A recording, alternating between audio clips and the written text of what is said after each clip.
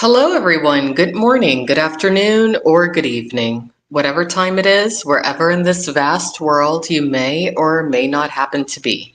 Welcome once more to another live stream of Alexandra Mayers live, page by page reading and commentary of the modern English version of the Bible. It's me, Alexandra, and I had a good day today. Before we get started, I'll just let y'all know I had a good day today. Spoke to a couple people that I haven't spoken to in a while for completely separate reasons, but it was nice speaking with both of them. I'm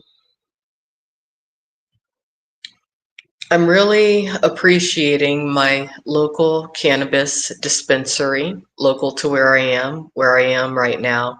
Cannabis is legal recreationally, not just medically. And from my perspective, I've needed it because I had a rough past couple of years, really rough. I've been here about 3 weeks now, out in the desert area of the country. I'm talking Southwest, far Southwest, but it's taken me about 3 weeks to learn how to really relax. That is how much stress and tension I have been contending with. Hey, Sharon, thank you for coming in tonight. Thanks for coming in. So, went to my local dispensary today. Very nice people who operate it. And I do have a favorite strain now here. I have a favorite strain. I'm not going to tell y'all what the name of it is, but it has something to do with cookies. And it's like the perfect strain for me. It's not like I've tried every strain that exists, but this particular strain really agrees with me, which is a great thing to find every once in a while. And between the cannabis, doing a lot of prayer, doing a lot of stretching, doing some exercise, going out and about, crashing into curbs from time to time. Look, I'll tell you, this is going to sound weird to some of you. I think part of my spiritual journey that I'm on right now, and part of my journey to kind of recoup from the past couple of years, I think part of it was getting hurt because it knocked my back into perfect alignment. It's weird. I think it might have I think it might have like jostled my eye socket around a little bit too, to where I'm noticing I don't I've always had a weak right eye, okay? It's like it's reactivated or something. So I don't know. But I'm very fortunate that all I ended up with were a couple scrapes. And they're gonna really, the shoulder one was the worst one. It's pretty big, but it does appear to be healing nicely. You know, I'm taking care of it, being very diligent about changing the bandages and everything. So, and also giving myself pretty good nutrition. It's important that you eat well when you're recovering from stuff. But yeah, good for you, Sharon. It's fun to go to the dispensary. It really is. It's a fun place to go. It's a fun place to go. I feel cannabis should be recreational nationwide. Why it's not, I guess it just has to do with the mentalities of the people in the area. But it's not for everybody. You know, in no way am I giving any medical advice or anything tonight. I'm just letting you guys know how I'm doing. What else is going on? What else happened today? I got a lot done today. I feel like I didn't, but I did. I'm just kind of learning how to slow down a bit Because again, I've been here like 3 weeks, and I'm just realizing that I'm getting into a relaxed state, which is great. So, you know, I'm just really glad to be able to take care of myself the way that I am right now. And I recommend to all of you out there who have gone through trauma, maybe you lost a loved one recently, maybe some other major things in your life have happened. When things happen, even if people around you say that you're being selfish, and in my case, no one around me is saying that I'm being selfish, but even if you feel selfish, take care of yourself. You know, take some time away from life and go into your little wherever it is that you need to go and be there for a while. It can be good for you. So anyway, today we're going to go into the book of Judges again, chapter 7. You know, a friend of mine who's a minister called me today, and we were talking about stuff, and I brought up the book of Judges to her, and she was laughing at my take on it to an extent. So anyway, I'm excited about the book of Judges, chapter 7, because it's going to get into how Gideon defeated the Midianites. All right, so here we go. Then Jerubbaal, that is Gideon, and all the people who were with him got up early and set up camp at Herod's spring. There was a camp of Midianites to the north of them in the valley near the hill of Moreh. The Lord said to Gideon, "You have too many people with you for me to give the Midianites into their hands, lest Israel glorify themselves over me, saying, 'Our own power saved us.' So now call out the people. So now call out so the people can hear. Whoever is afraid or anxious may turn back and leave Mount Gilead." So 22,000 from among the people turned back, and 10,000 were left. But the Lord said to Gideon, "There are still too many people. Bring them down to the water, and I will test them for you there. When I say to you, 'This one will go with you,' he will go with you. Everyone about whom I will say, 'This one will not go with you,' will not go with you." Okay, so the Lord's taken over. The Lord is going to weed out who he does not want to continue on this journey. So he brought the people down to the water, and the Lord said to Gideon, "You shall set apart by himself everyone who laps the water with his tongue like dogs. Likewise, everyone who kneels down to drink." Interesting. The number of those who lapped, putting their hands to their mouths, was 300. The rest of the people had knelt to drink water.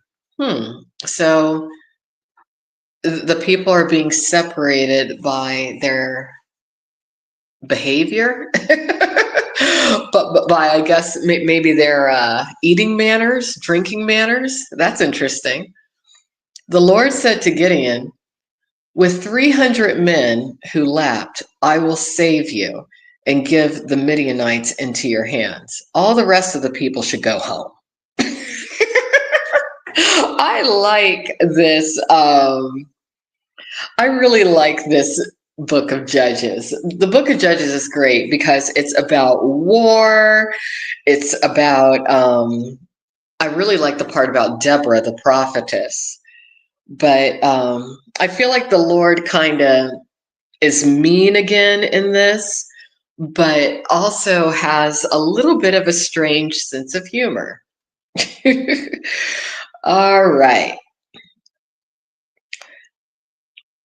So the 300 men took provisions and trumpets in their hands. Gideon sent all the other men of Israel down of Israel to their tents, but he kept the 300 men. Now the Midianite camp was below him in the valley. That night the Lord said to him, "Get up and go down into the camp, for I have given it into your hands. Yet if you are afraid to go down, then go down to the camp with Purah, your servant. Listen to what they say, and afterwards you will be emboldened to go down to the camp." So he and Purah, his servant, went down near the edge of the camp. Now the Midianites, Amalekites, and the Kedemites covered the valley like locusts, and their camels could not be counted, for they were as numerous as grains of sand on the seashore. When Gideon came, behold, a man was telling his dream to his companion. And he said, "Behold, I dreamed a dream. And behold, a cake of barley bread tumbled into the Midianite camp, came to the tent, and struck it."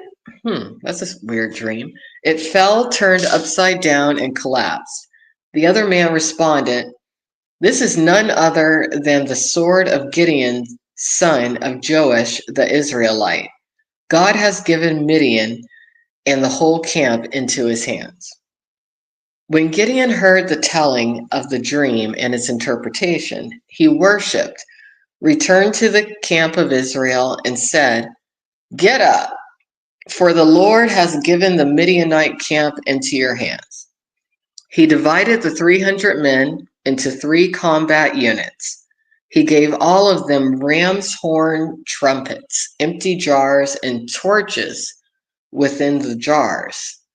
He said to them, "Look at me and do likewise. Watch, and when I come to the perimeter of the camp, do as I do. When I and all who are with me blow the horn, then you will blow the horns all around the camp and shout, 'For the Lord and for Gideon.'" All right, so they're getting ready to go to battle. So Gideon and 100 men with him went to the edge of the camp at the start of the middle night watch, just as they were setting the watch. All right, so when the watch is transitioning, that's when they're attacking. The 3 combat units blew the horns and broke the jars. They held the torches in their left hands and the horns for blowing in the right hands. They called out, "A sword for the Lord and for Gideon." Every man stood in his place all around the camp. The men in the camp ran and shouted and fled. When they blew the 300 horns, the Lord turned every man's sword against his fellow man throughout the camp. The Midianite camp fled to the Beth Shittah in the direction of Zerah, up to the border of Abel Mahola near Tabbath. The men of Israel from Naphtali, Asher, and all of Manasseh were summoned, and they chased after the Midianites. Now Gideon sent messengers throughout the hill country of Ephraim, saying, "Come down to engage Midian in battle. Take control of the waterways as far as Beth Barah and the Jordan." All the men of Ephraim were summoned, and they took control of the waterways as far as Beth Barah and the Jordan. They captured Oreb and Zeb, the 2 Midianite commanders. I guess, taking control of the water, that would be imperative to do in the desert when you really think about it. So that's a good strategy. They killed Oreb at the rock of Oreb and killed Zeb at the winepress of Zeb. They chased after the Midianites and brought the heads of Oreb and Zeb to Gideon on the other side of the Jordan. All right, well, that's the end of Judges 7.